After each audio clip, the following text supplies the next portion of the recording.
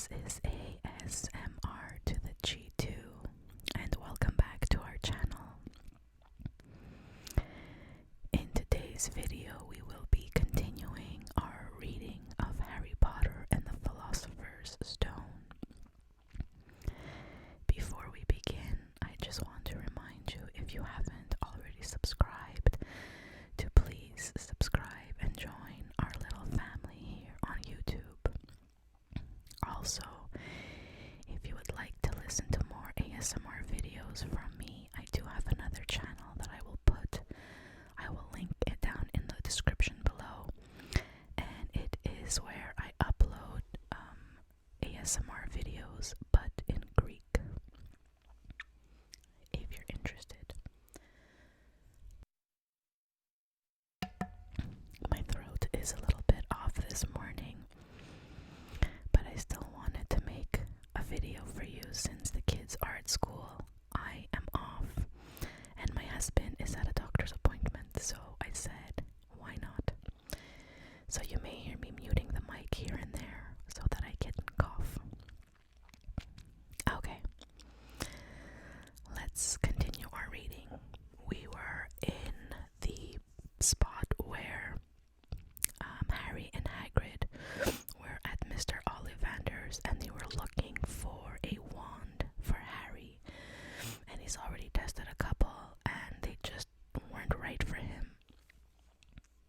Okay. Tricky customer A. Not to worry, we'll find the perfect match here somewhere. I wonder now. Yes, why not? Unusual combination. Holly and phoenix feather, 11 inches, nice and supple. Harry took the wand. He felt a sudden warmth in his fingers. He raised the wand above his head, brought it swishing down through the dusty air, and a stream of red and gold sparks shot from the end like firework, throwing dancing spots of light onto the walls.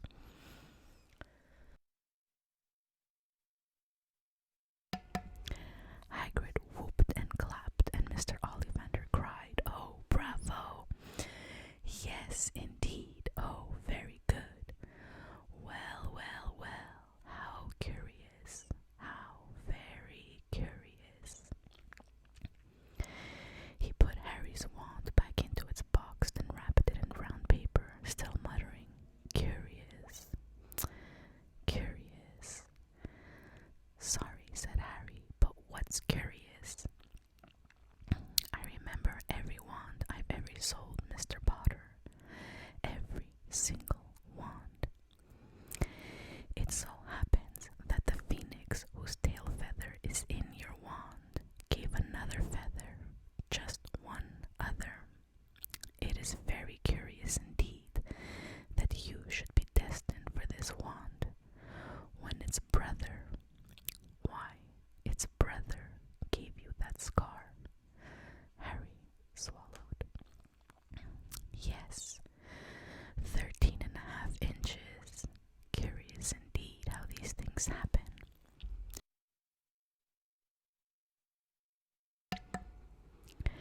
"The wand chooses the wizard, remember. I think we must expect great things from you, Mr. Potter. After all, he who must not be named did great things. Terrible, yes, but great." Harry shivered. He wasn't sure he liked Mr. Ollivander too much. He paid 7 gold galleons for his wand, and Mr. Ollivander bowed them from his shop.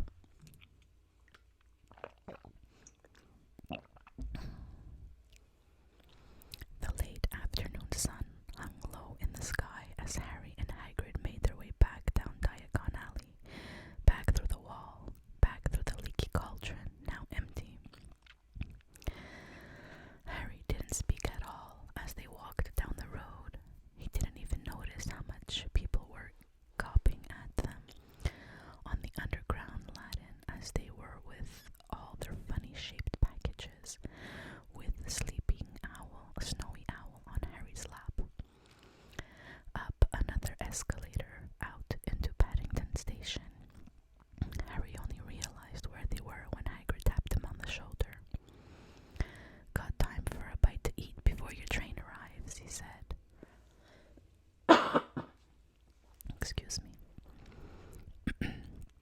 He bought Harry a hamburger and they sat down on plastic seats to eat them. Harry kept looking around. Everything looked so strange somehow. "You all right, Harry? You're very quiet," said Hagrid. Harry wasn't sure he could explain. He just had the best birthday of his life, and yet he chewed his hamburger trying to find the words. "Everyone thinks I'm special," he said at last. "All those people at the Leaky Cauldron, Professor Quirrell, Mr. Ollivander.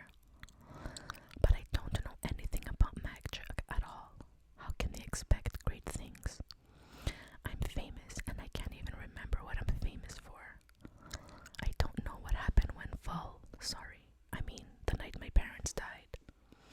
Hagrid leaned across the table. Behind the wild beard and eyebrows, he wore a very kind smile. "Don't you worry, Harry. You'll learn fast enough. Everyone starts at the beginning at Hogwarts. You'll be just fine. Just be yourself.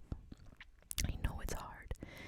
You've been singled out, and that's always hard. But you'll have a great time at Hogwarts. I do. Still do, as a matter of fact." Hagrid helped Harry onto the train that would take him back to the Dursleys, then handed him an envelope.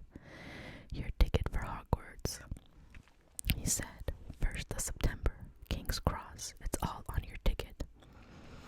Any problems with the Dursleys, send me a letter with your owl. She'll know where to find me. See you soon, Harry."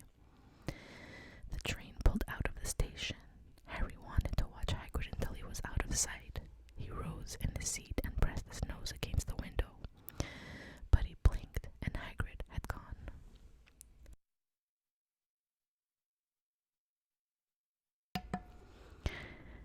Now we are on chapter 6. The journey from platform 9 3/4. Harry's last month with the Dursleys wasn't fun. True, Dudley was now scared of Harry.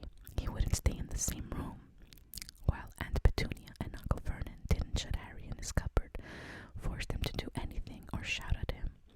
In fact, they didn't speak to him at all. Half terrified, half furious, they acted as though any chair with Harry in it was empty. Although this was an improvement in many ways, it did become a bit depressing after a while. Harry kept to his room with his new owl for company. He decided to call her Hedwig, a name he had found in a history of magic. His school books were very interesting. He lay on his bed reading late into the night, Hedwig swooping in and out of the open window as she pleased. It was lucky that Aunt Petunia didn't come in to hoover anymore, because Hedwig kept bringing back dead mice. Every night before he went to sleep, Harry ticked off another day on the piece of paper he had pinned to the wall, counting down to September the 1st. On the last day of August, he thought he'd better speak to his aunt and uncle about getting to King's Cross Station next day, so he went down to the living room, where they were watching a quiz show on the television. He cleared his throat to let them know he was there, and Dudley screamed and ran from the room. Uncle Vernon. Uncle Vernon grunted to show he was listening. I need to be at King's Cross tomorrow to go to Hogwarts." Uncle Vernon grunted again. "Would it be all right if you gave me a lift?" Grunt. Harry supposed that meant yes. "Thank you." He was about to go back upstairs when Uncle Vernon actually spoke. "Funny way to get to a wizard school, the train. Magic carpets all got punctures, have they?" Harry didn't say anything. "Where is this school, anyway?" "I don't know," said Harry, realizing this for the first time. He pulled the ticket Hagrid had given him out of his pocket. "I just take the train from the platform 9 3/4 at 11 o'clock. 11 o'clock, 11 o'clock, 11 o'clock. His aunt and uncle stared. Platform what? 9 3/4.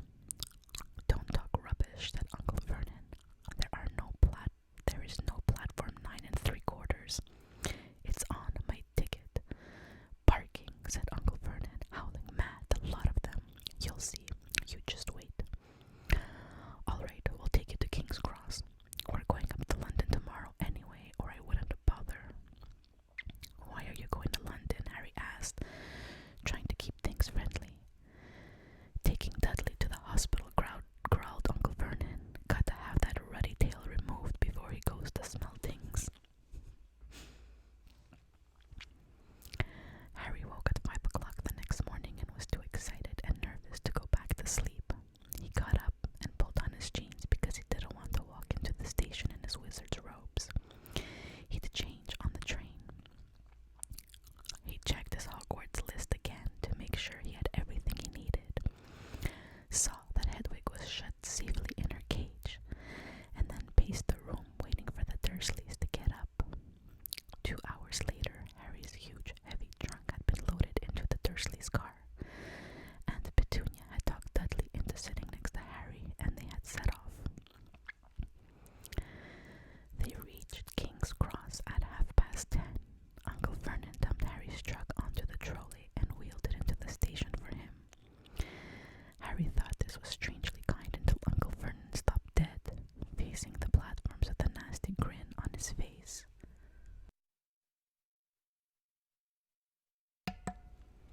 Well, there you are, boy. Platform 9, platform 10. Your platform should be somewhere in the middle, but they don't seem to have built it yet, do they? He was quite right, of course. There was a big plastic number 9 over one platform, and a big plastic number 10 over the one next to it, and in the middle, nothing at all. Have a good term, said Uncle Vernon with an even nastier smile. He left without another word. Harry turned and saw the Dursleys drive away. All three of them were laughing. Harry's mouth went rather dry. What on earth was he going to do? He was starting to attract a lot of funny looks because of Hedwig.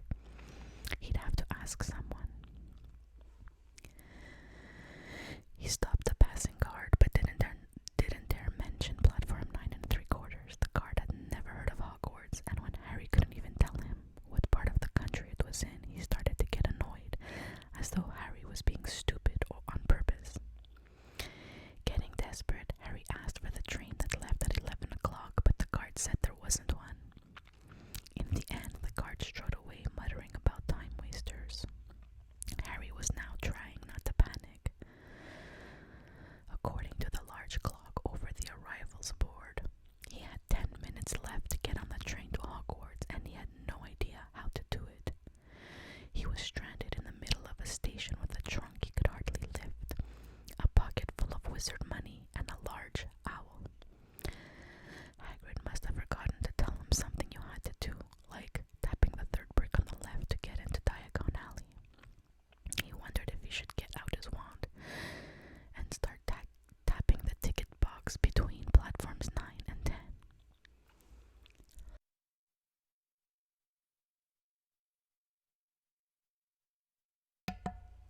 At that moment, a group of people passed just by him, and he caught a few words of what they were saying, packed with muggles, of course. Harry swung around. The speaker was a plump woman who was talking to 4 boys, all with flaming red hair. Each of them was pushing a trunk like Harry's in front of him, and they had an owl. Heart hammering, Harry pushed his trolley after them. They stopped, and so did he, just near enough to hear what they were saying. Now, what's the platform number? Said the boys' mother. 9 3/4, piped a small girl, also red-headed, who was holding her hand. Mom, can't I go? You're not old enough, Jenny. Now be quiet. All right, Percy, you go first. What looked like the oldest boy marched towards platforms 9 and 10. Harry watched carefully not to blink in case he missed it. Just as the boy reached the divide between the 2 platforms, a large crowd of tourists came swarming in front of him, and by the time the last rucksack had cleared away, the boy had vanished. Fred, you next, the plump woman said. I'm not Fred, I'm George, said the boy. Honestly, woman, call yourself our mother. Can't you tell him, George? Sorry, George dear. Only joking, I am Fred, said the boy, and off he went. His twin called after him to hurry up, and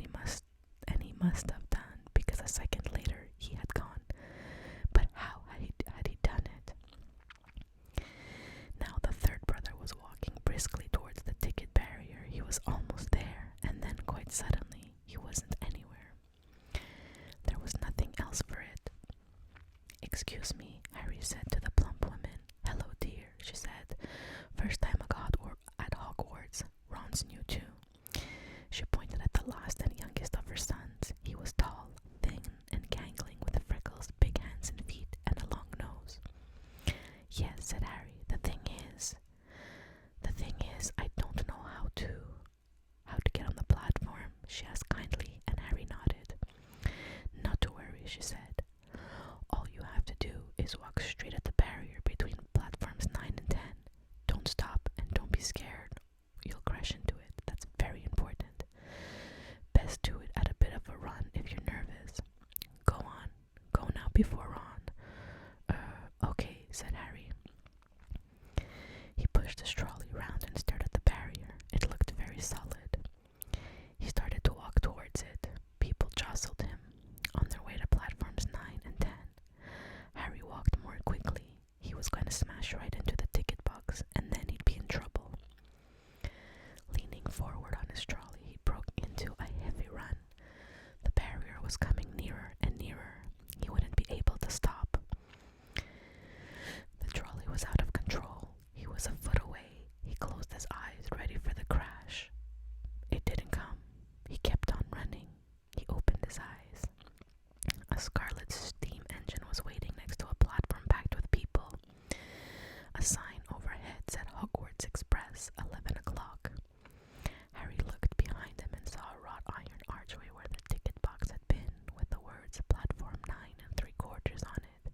He had done it. Smoke from the engine drifted over the heads of the chattering crowd, while cats of every color wound here and there between their legs. Owls hooted to each other in a disgruntled sort of way over the babble and scraping of heavy trunks. The first few carriages were already packed with students, some hanging out of the window to talk to their families, some fighting over seats. Harry pushed his trolley off down the platform in search of an empty seat. He passed a round-faced boy who was saying, "Gran, I've lost my toad again." "Oh, Neville," he heard the old woman sigh. A boy with dreadlocks was surrounded by a small crowd. "Give us a look, Lee. Go on." The boy lifted the lid of a box in his arms, and the people around him shrieked and yelled as something inside poked out a long, hairy leg.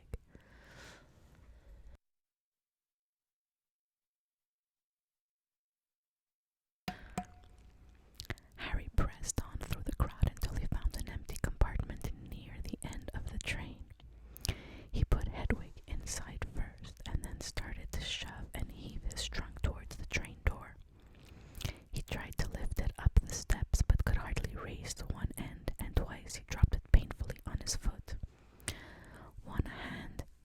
It was one of the red-haired twins he'd followed through the ticket box. "Yes, please," Harry panted. "Oi, Fred, come here and help." With the twins' help, Harry's trunk was at last tucked away in a corner of the compartment.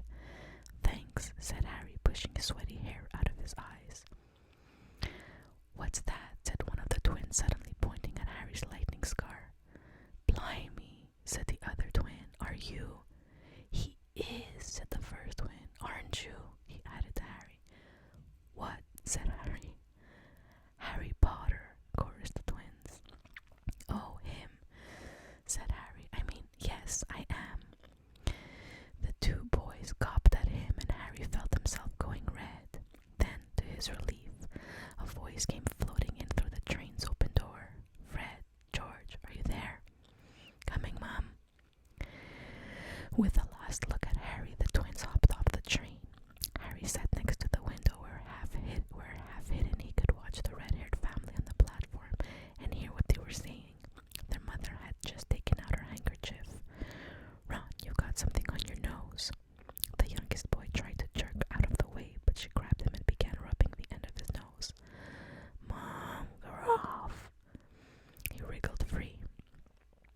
"Ah, has Ickle Ronnie got something on his nosy?" said one of the twins. "Shut up," said Ron. "Where's Percy?" said their mother. "He's coming now." The oldest boy came striding into sight. He had already changed into his billowing black Hogwarts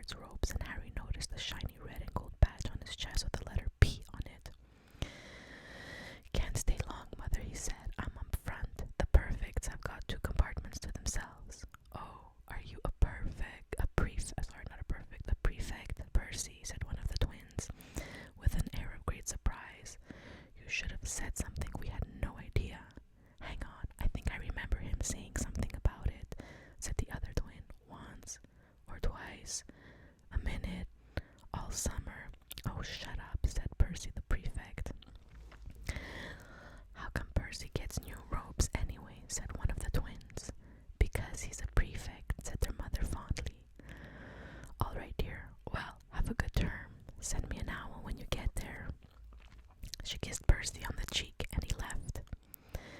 Then she turned to the twins. Now you two, this year you behave yourselves.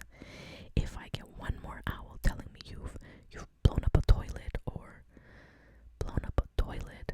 We've never blown up a toilet. Great idea though, thanks Mom. It's not funny, and look after Ron. Don't worry, Ickle Runnikin's safe with us. Shut up, said Ron again. He was almost as tall as the twins already, and his nose was still pink where his mother had rubbed it. Hey Mom, guess what? Guess who's on the train? Guess who we just met on the train? Harry leaned back quickly so they couldn't see him looking. You know that black-haired boy who was near us in the station? Know who he is? Who? Harry Potter. Harry heard the little girl's voice. Oh, Mom, can I go on the train and see him? Mom, oh, please. You've already seen him, Ginny, and that poor boy isn't something you goggle at in a zoo. Is he really, Fred? How do you know? Asked him. Saw his car. It's really there, like lightning. Poor dear, no wonder he was alone, I wondered. He was ever so polite when he asked how to get onto the platform. Never mind that. Do you think he remembers what you-know-who looks like? Their mother suddenly became very stern. I forbid you to ask him, Fred. No, don't you dare. As though he needs reminding of that on his first day at school. All right, keep your hair on. A whistle sounded. Hurry up, their mother said, and the three boys clambered onto the train.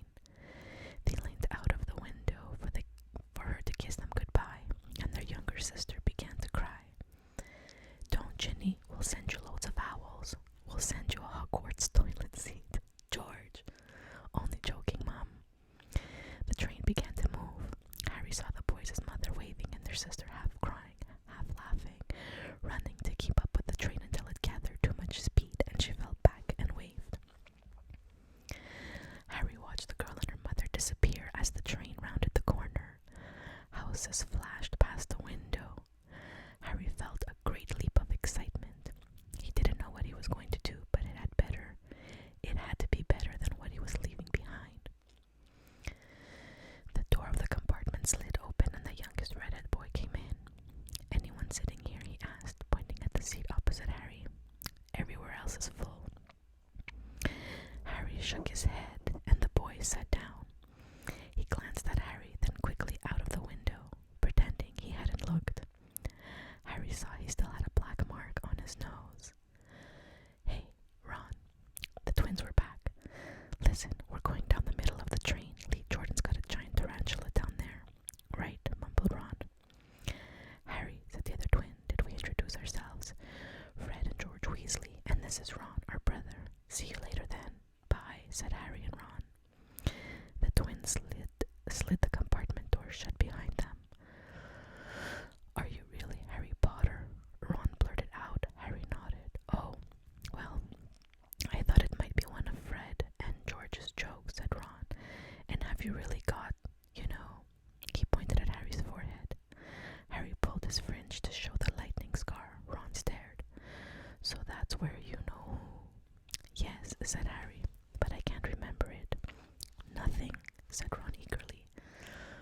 Well, I remember a lot of green light, but nothing else. Wow, said Ron. He sat and stared at Harry for a few moments. Then, as though he suddenly realized what he was doing, he looked quickly out of the window again. Are all your family wizards? Asked Harry, who found Ron just as interesting as Ron found him. Yes, I guess so, said Ron. I think Mom's got a second cousin who's an accountant, but we never talk about him. So you must know loads of magic already. The Weasleys were clearly one of those old wizarding families the pale boy in Diagon Alley had talked about. I heard you went to live with Muggles, said Ron. What are they like? Horrible. Well, not all of them. My aunt and uncle and cousins are, though. Wish I'd had 3 wizard brothers. 5, said Ron. For some reason, he was looking gloomy. I'm the 6th in our family to go to Hogwarts. You could say I've got a lot to live up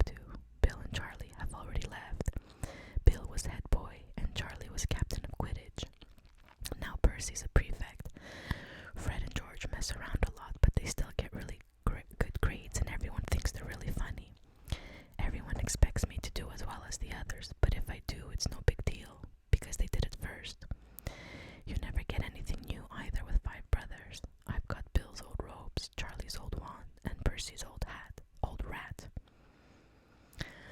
Ron reached inside his jacket and pulled out a fat grey rat which was asleep. Okay guys, we're gonna end here for today. I hope you enjoyed this reading of Harry Potter and the Philosopher's Stone. Again, don't forget to like and subscribe, and I will see you